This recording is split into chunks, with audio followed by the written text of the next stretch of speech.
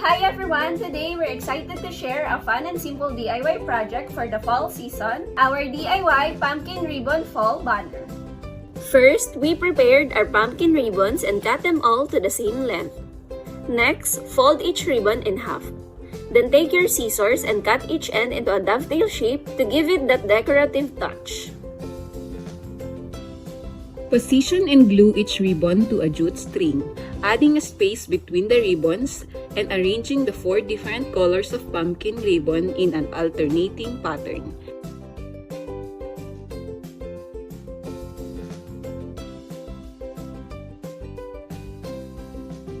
And there you have it, a beautiful decoration for fall created in just easy steps.